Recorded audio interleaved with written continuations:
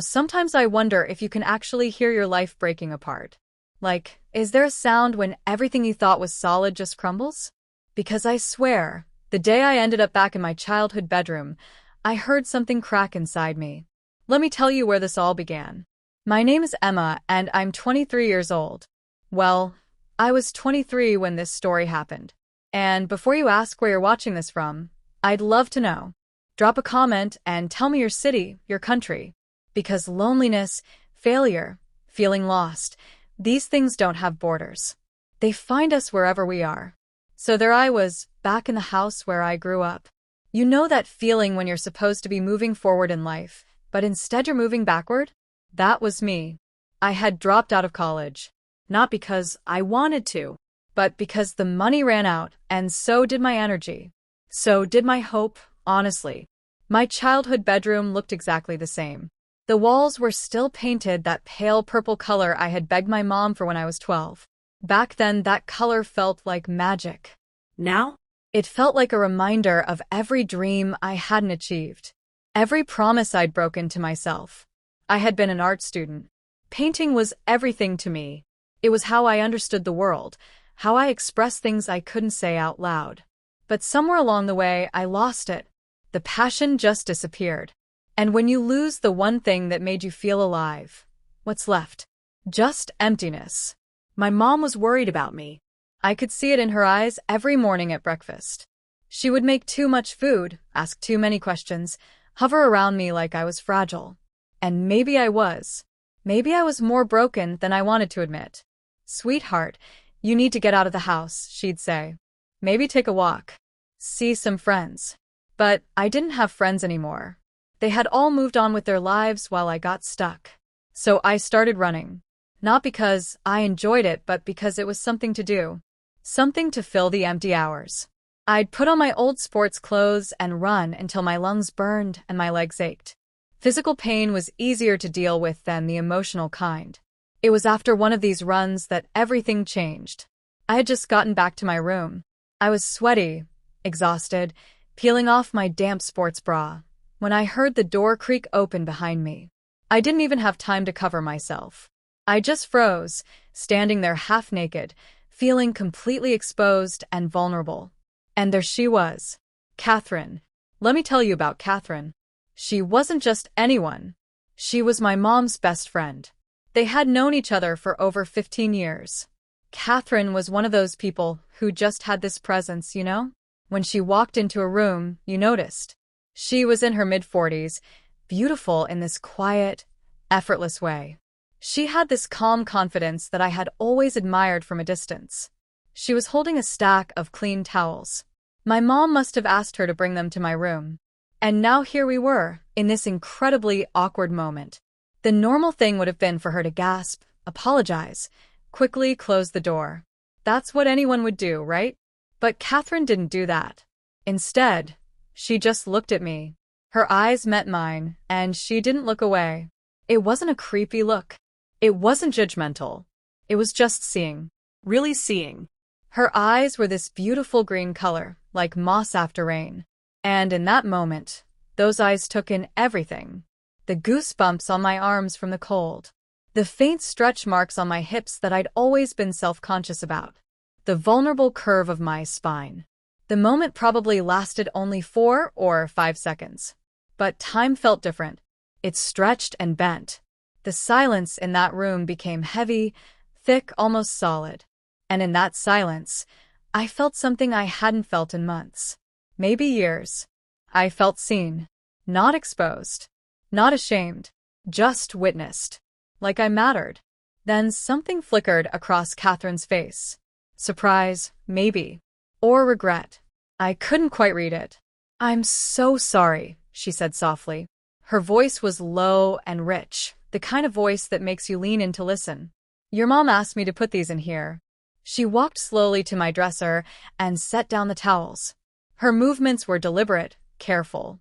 She didn't look at me again, but she didn't rush out either. It was like she was giving me space, but also not treating the moment like something shameful. Then she was gone. The door closed softly behind her. I stood there for a long moment, still holding my damp sports bra in my hand. The room smelled like her perfume now. Something woody and clean, like sandalwood mixed with the smell of rain. And for the first time in months, I wasn't thinking about my failures. I wasn't thinking about my abandoned degree, or my empty bank account, or my disappointed parents. I was thinking about the way she had looked at me. I sank down onto my bed, my heart beating faster than it had during my entire run. Something had shifted. Something had changed. I didn't have words for it yet. I didn't understand it. But I knew, somehow, that nothing would be the same after this. 3 days later, my mom dropped a bomb on me over breakfast. "I have to go take care of Grandma," she announced, scrambling eggs with one hand while scrolling through her phone with the other. She fell and hurt her hip. "I'll be gone for at least a week, maybe more." My stomach dropped. "A week. Don't worry, sweetheart." Catherine said she'll check on you. "Make sure you're eating properly, that sort of thing." Catherine. Of course. My mom looked at me like I was a houseplant that might die without proper watering. Not a 23-year-old adult. And honestly, maybe she wasn't wrong. I had been barely taking care of myself. "Mom, I'm fine. I don't need a babysitter." "I know, honey. But it makes me feel better." Catherine offered, and you know how she is. She likes helping. What I wanted to say was that having Catherine here, in this house, checking on me, felt dangerous. Not in a bad way. In a way that made my heart race. In a way that made me nervous and excited at the same time. But I just nodded. "Okay, Mom." The morning after my mom left, I woke up to the smell of coffee. Real coffee. Not the instant powder I had been living on. This was rich and dark and made the whole house smell like a fancy cafe. I walked into the kitchen and found Catherine standing by the counter. She had let herself in with the key my mom gave her. She was wearing jeans and a simple white shirt, her dark hair pulled back in a loose ponytail. "Good morning," she said with a small smile. "I brought real coffee. I hope you don't mind." On the counter were bags of groceries. Fresh vegetables. A whole chicken. Expensive coffee beans. Real food. Not frozen dinners or cereal. "I thought we could cook together," Catherine said. It wasn't a question. It was just a statement. Like it was the most natural thing in the world. And somehow it was. We spent that morning in the kitchen, and it was strange how easy it felt. Catherine moved through our kitchen, like she belonged there. She wasn't trying to take over or act like she owned the place. She just had this calm, confident way of being. She showed me how to properly cut an onion without crying. How to season the chicken so it would taste amazing. How to roast vegetables so they were crispy on the outside and soft on the inside. We didn't talk much. The sounds of cooking filled the silence. Knives on cutting boards. Oil sizzling in pans. The timer beeping. It was comfortable. Peaceful even. But I found myself watching her hands. They were strong and capable. Short, clean nails. Delicate veins beneath the skin. When she showed me how to joint the chicken, her fingers brushed against mine. It felt like electricity. Like touching a live wire. I pulled back quickly, my heart suddenly pounding. Catherine didn't acknowledge it. She just kept working, her focus entirely on the food. But I saw her jaw tighten slightly. Just for a second. We were building something in that kitchen. A new language. One made of shared tasks and close proximity. Of things we didn't say, but that hung heavy in the air between us. The house, which had felt like a prison, started to feel different. The corners didn't seem as dark. The rooms didn't feel as empty. I found myself listening for the sound of her car in the driveway each morning. My heart would do this stupid fluttering thing when I heard it. This was dangerous. I knew it was dangerous. Catherine was my mom's best friend. She was more than 20 years older than me. She was a widow. Her wife had died in a car accident years ago. My mom had told me that story once, quietly, sadly. But knowing something is dangerous doesn't always stop you from walking toward it. The coffee became our thing. Our ritual. Every morning, Catherine would arrive around 9 o'clock. She'd let herself in, and the smell of her coffee would fill the house before I even saw her. I'd already be awake. I hadn't been sleeping well. I'd lie in bed for hours, thinking about her, feeling confused and excited and guilty all at once. She would find me at the kitchen table with my sad instant coffee. Without saying a word, she'd take my mug, pour it down the sink, and replace it with a cup of the good stuff she'd made in our French press. "Nobody should have to drink that powdered sadness," she'd said the first time, her lips quirking into a small smile. We'd sit together in the morning light, steam rising from our mugs like tiny clouds. Our conversations were careful, safe. She'd talk about the book she was reading. I'd mention a movie I'd watched. We'd complain about the summer heat.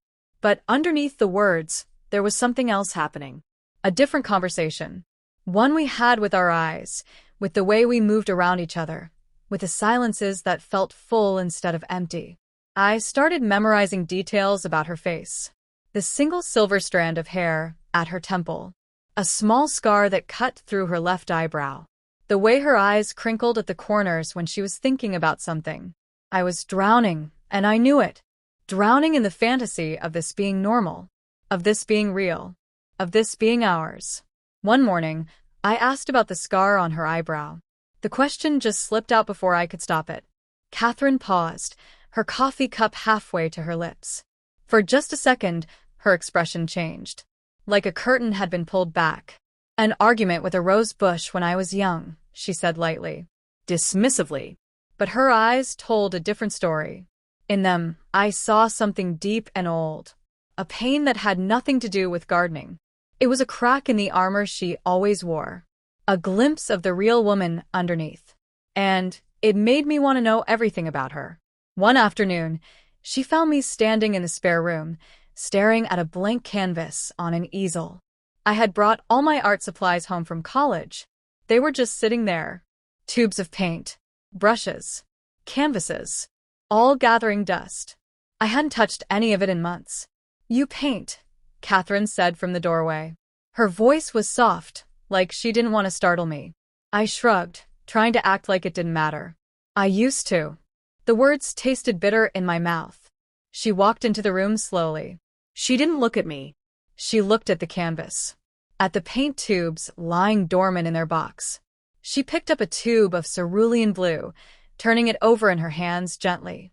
"My wife was a painter," she said quietly, almost in a whisper. The word hung in the air between us. Wife. I knew Catherine was a widow, but she never talked about it. Never mentioned her late partner. This was the first time. She would get lost in it for hours.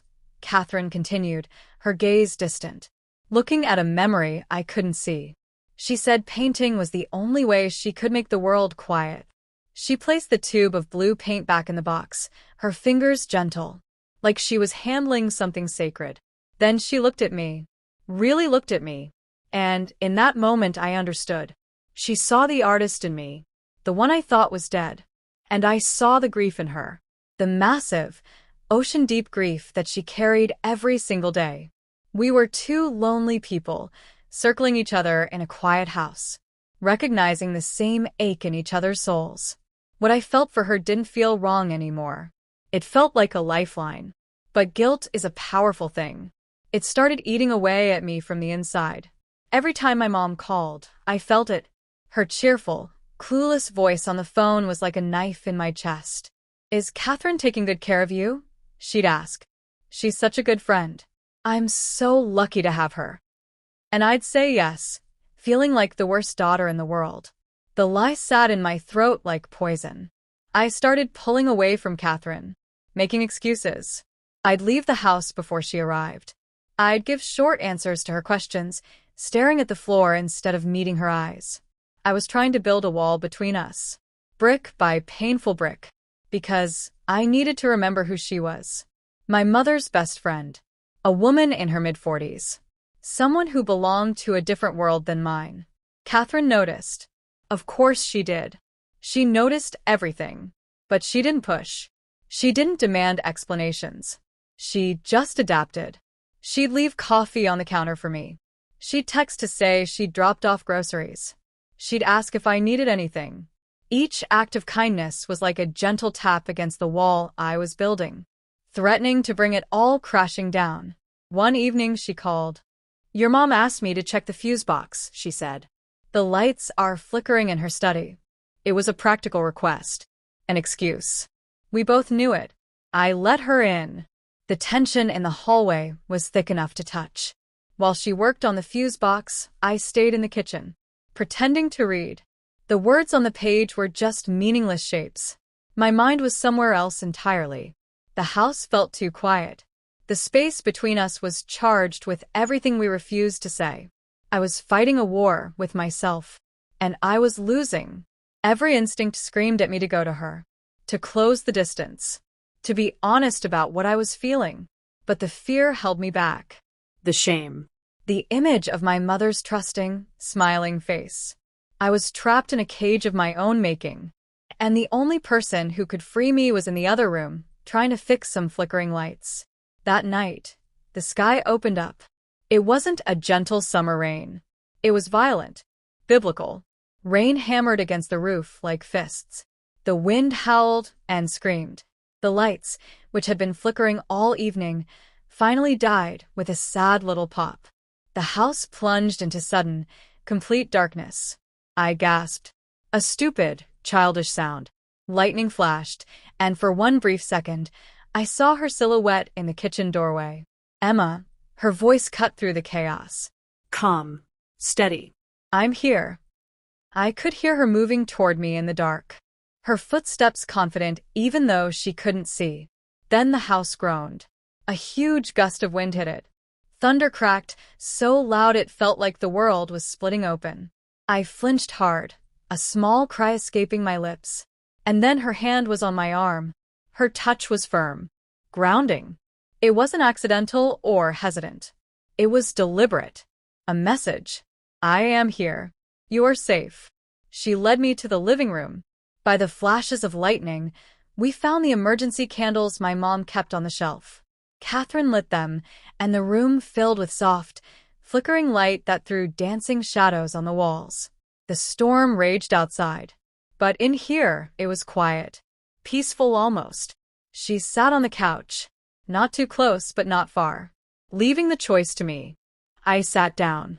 The space between us felt like both a canyon and a breath. All my carefully constructed walls were gone, washed away by the rain and the dark. For a long time, we just listened to the storm. The candlelight softened everything, made Catherine look younger, more vulnerable. Finally, I broke the silence. I feel so lost, I whispered. It was pathetic, simple, but it felt like I'd torn my chest open and shown her what was inside. She turned and looked at me. Her green eyes reflected the candlelight. I know, she said. 2 words. But in them I heard everything. Her own grief. Her own loneliness. Her acceptance of me. We talked that night. Really talked. About my abandoned art. About her late wife. About the crushing weight of expectations and the terror of empty houses. We didn't dance around the truth anymore.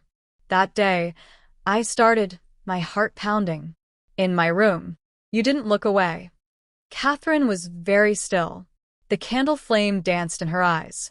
No, she said, her voice low and thick with emotion. I didn't. Why? I had to know. She took a slow breath. When she spoke, it was barely a whisper. Because for the first time in a very long time, I saw something that made me want to stay. Everything broke. All the tension, the longing, the fear, the hope. It all shattered. She moved first. A slow, deliberate shift across the couch. Her knee brushed mine. The contact was electric. She lifted her hand and traced the line of my jaw. Her touch was featherlight, but felt impossibly heavy. I leaned into her palm, my eyes closing. This was surrender. When I opened my eyes, her face was inches from mine. Emma. She whispered my name like a question and a prayer. I didn't answer with words. I closed the distance between us. The kiss was slow, searching, deeply tender. It tasted like coffee and rain and weeks of unspoken longing. It was a conversation we couldn't have with words. Her hand moved to the back of my neck, her fingers in my hair, holding me there. My hands framed her face, my thumbs stroking her cheekbones. It felt like coming home to a place I'd never been before. We broke apart, resting our foreheads together, breathing the same air. The candlelight flickered, casting our joined shadows on the wall. Nothing in my life had ever felt so right, so inevitable. The guilt, the fear, the age difference, all of it faded, silenced by the truth of her lips on mine. This wasn't a mistake. It was recognition. It was finding the other half of a song I didn't know I was singing. In the shelter of the storm, in the intimacy of candlelight, I finally stopped drowning. We woke to a world washed clean. The storm had passed. Sunlight streamed through the windows. The smell of wet earth filled the air. Catherine was still asleep, her arm over my waist, her breathing slow and even against my back. I lay there, watching dust dance in the sunbeams, feeling the solid weight of her against me. There was no panic, no regret, just a quiet sense of rightness. She stirred, her eyes opening. She looked at me, vulnerable for just a moment before smiling softly. "Morning," she murmured. We made coffee together. Our bodies moved around each other in a new, easy choreography. Her hand brushed my lower back. I leaned against her longer than necessary. Small things. Tiny gestures. But they felt monumental. As we sat with our coffee in the bright morning light, the silence was different. Not tense. Full. Complete. The future was still uncertain. My mom would be home in 2 days. The world, with all its judgments, was waiting outside. But in that moment, none of it mattered. Later, I wandered into the spare room and stood before the blank canvas. For the first time in months, it didn't look like an accusation. It looked like an invitation. I picked up the tube of cerulean blue she had held. I squeezed paint onto my palette. The color was vibrant and alive. My hand, when I picked up the brush, was steady. I didn't know what I was going to paint. It didn't matter. What mattered was starting again. Making a mark. Creating something new from the emptiness. My mother would be home soon. There would be difficult conversations. Complications. Maybe heartbreak. But as I touched the brush to canvas, making that first bold blue stroke, I wasn't afraid. Catherine hadn't fixed me. She hadn't solved my problems or erased my failures. She had done something far more profound. She had seen me. Really seen me. The mess, the raw parts, the unfinished pieces. And she hadn't turned away. She had stayed. On the kitchen table, her coffee mug sat next to mine, unwashed. I ran my thumb over the rim, smiling. Whatever happened next, we would face it together. The storm had passed. And in its wake, something new had begun to grow. Thank you for listening to my story. I hope it reminded you that sometimes being truly seen by another person can change everything. That connection can find us in the most unexpected places. And that it's never too late to start again. Drop a comment and let me know where you're watching from. And if this story touched you, share it with someone who might need to hear it. Until next time.